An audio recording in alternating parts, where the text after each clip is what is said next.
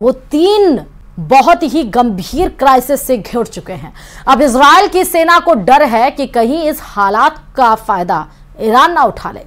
देखिए report.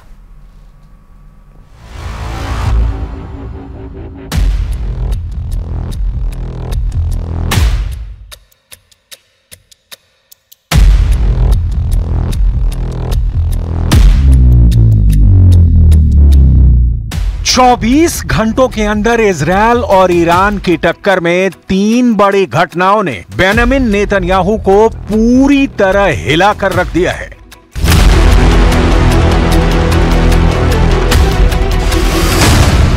Netanyahu को shock number 1। America ने इजरायली सेना की एक स्पेशल यूनिट पर प्रतिबंध लगाने की तैयारी कर ली है। नेतन्याहू को शॉक नंबर 2। इजरायल की मिलिट्री इंटेलिजेंस के चीफ ने पद से इस्तीफा दे दिया है। नेतन्याहू को शॉक नंबर 3।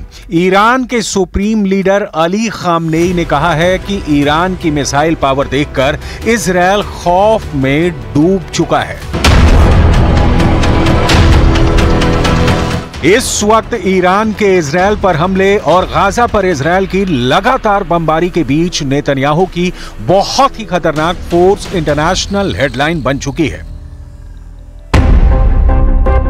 पश्चिमी मीडिया देखिए, उनके अखबार देखिए, इजरायल की नेत्जा यहूदा बटालियन पर बाइडन प्रतिबंध लगाने जा रहे हैं। इस बटालियन पर आरोप है कि उसने फिलिस्तीनियों पर खूब जुल्म ढाए हैं। देखा जाए तो अमेरिका से आ रही ये खबरें बता रही हैं कि बहुत बड़े विवाद में घिर चुकी है इजरायल की नेत्जा यहूदा बटालियन। इस बटालियन पर वेस्ट बैंक में मानवाधिकार उल्लंघन का इल्जाम है। 1999 में बनाई गई बटालियन में सिर्फ पुरुष सैनिक हैं और वो भी अति रूढ़िवादी पुरुषों को इसमें लिया जाता है।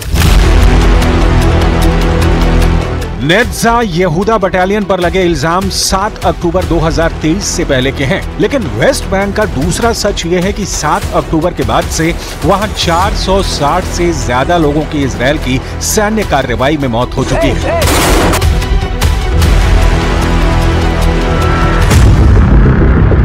इजरायल की नेत्जा यहूदा बटालियन पर प्रतिबंध लगाने का मतलब है कि इससे अमेरिका से कोई सैन्य मदद नहीं मिलेगी।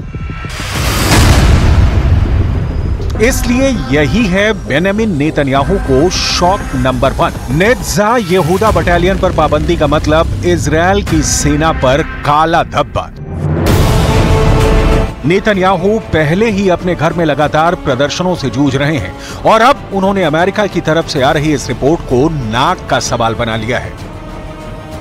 बाइडन का आक्रामक रवैया देखकर नेतन्याहू को बहुत गुस्सा आया है। अब नेतन्याहू की तरफ से रिएक्शन ऐसा आया है कि साफ लग रहा है कि इजरायल अब ईंट से ईंट बजा देगा। उसकी राह में जो आएगा तबाह कर दिया जाएगा।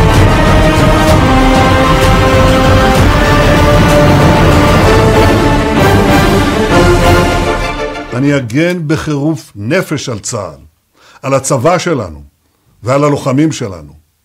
אם מישהו חושב שהוא יוכל להטיל סנקציות על יחידה בצה"ל, अब देखिए बेंजामिन नेतन्याहू को शॉक नंबर 2। इजरायली सेना के इंटेलिजेंस चीफ एहरॉन हलीवा ने इस्तीफा दे दिया है।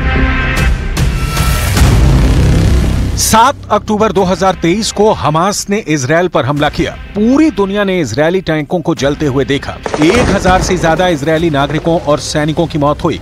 इसी के बाद से इजरायल में अंदरूनी कोहराम मचा था।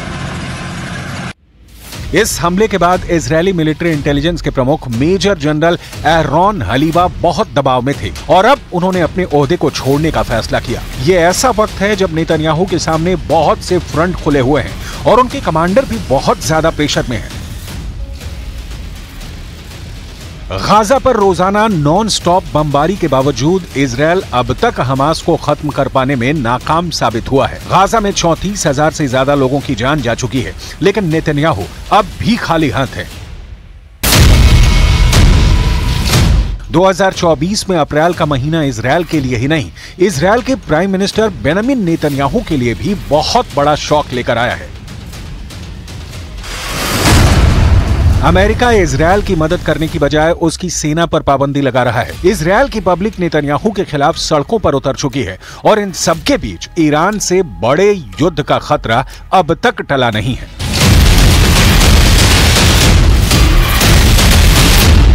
तेहरान में ईरान के सर्वोच्च नेता अली खामनेई ने मिलिट्री कमांडर्स की एक मीटिंग बुलाई।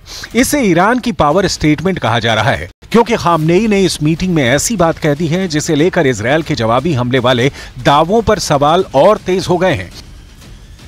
زنجان چندش خورد چندش نخورد اینا مسائل در دست دومه.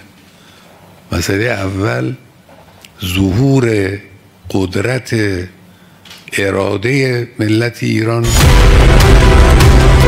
इजरायल का दावा है कि उसने ईरान के हमलों को नाकाम कर दिया था, क्योंकि 300 से ज्यादा ड्रोन और मिसाइलों से अटैक हुआ और 98% हमलों को आसमान में ही रोक दिया गया। जबकि इजरायल से आई तस्वीरों से साफ है कि 13 अप्रैल की रात ईरान की कुछ मिसाइल इजरायल के सुपर सीक्रेट नेवातिम एयरबेस पर गिरी थी।